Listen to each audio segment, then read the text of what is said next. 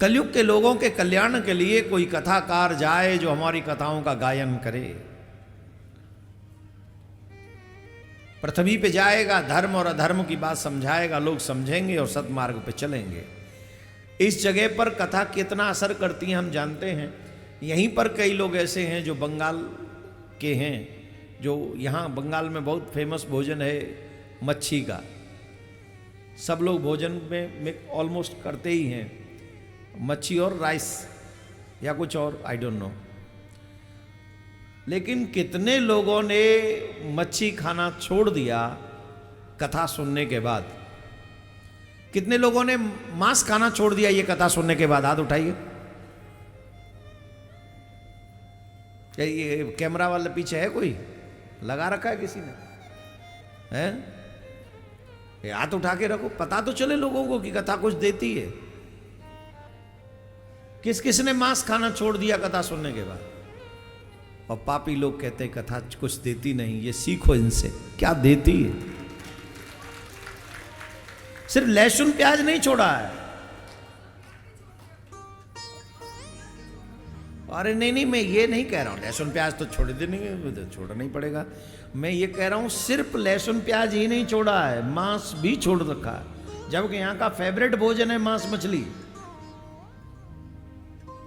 और जब आप अपने जीभ पर कंट्रोल कर लें भगवान से मिलने के लिए, तो आपकी इंद्रियां धीरे धीरे कंट्रोल में आ जाती है, इसमें संशय नहीं। जो अपनी जीभ पे कंट्रोल नहीं कर सकता वो अपनी इंद्रियों पे कंट्रोल नहीं करेगा। जो इंद्रियों पे कंट्रोल नहीं करेगा वो फंसेगा, तरेगा नहीं, फंस जाएगा। हमारे वेद कहते हैं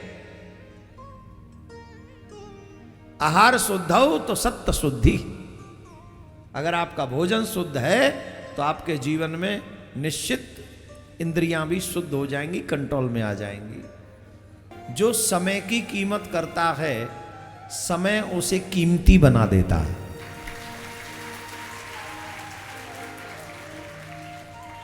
don't waste single second, don't waste single second, because this is a never returning time. एक एक सेकंड जो जा रहा है ये लौट के आने वाला, गया मीन्स गया। और देखो, भगवान की कथा में मन लग जाए और तुम उसमें मगन हो जाओ तो समझ लेना कि भगवान ने तुम्हें दोनों हाथों से पकड़ रखा है। भगवान ने पकड़ रखा है।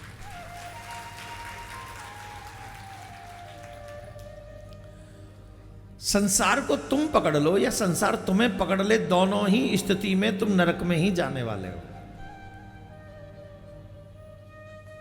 संसार को तुम पकड़ लो या संसार तुम्हें पकड़ ले, दोनों ही स्थिति में तुम नरक में जाने वाले हो। दूसरा रास्ता है, या तो तुम भगवान को पकड़ लो या भगवान तुम्हें पकड़ ले, तो दोनों ही स्थिति में तुम्हारा कल्याण होने वाला है। अच्छा, बेस्ट ऑप्शन क्या बताओ ईमानदारी से?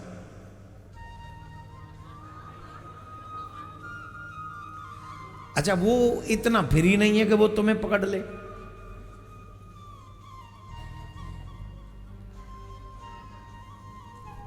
भाई वो हमें क्यों पकड़ेगा? किस लिए पकड़ेगा हमको बताओ। ऐसे हमें क्या गुण है जिससे वो हमें पकड़ ले? एक गुण बताओ। हैं? पहले हमें ही ये ट्राई करना पड़ेगा कि हम उसे पकड़ लें, और वो हमारी पकड़ में इजीली आएगा नहीं। तो वो ना आए तो फिर क्या करें? बोले उसकी कथा को पकड़ लें, उसकी कथा तो हमारी पकड़ में आ जाएगी ना। और जैसे ही उसकी कथा हमारी पकड़ में आएगी, हमें उसके पीछे नहीं जाना पड़ेगा, वो हमारे पीछे आके हमें पकड़ लेगा।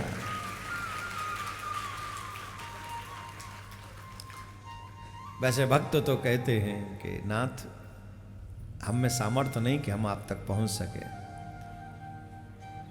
परंतु हम अगर पकड़ भी लेंगे तो हमारी पकड़ कमजोर है।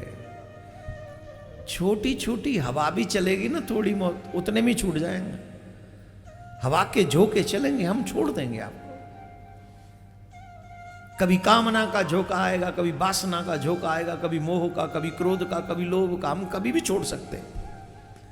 परंतु नाथ, जब आप हमें पकड़ लेंगे तो संसार में झोंके ही नहीं, आंधी ही नहीं, तूफान भी अगर आ जाएंगे तो भी आपकी पकड़ कमजोर होने वाली नहीं है। इसलिए आप पकड़ लीजिए।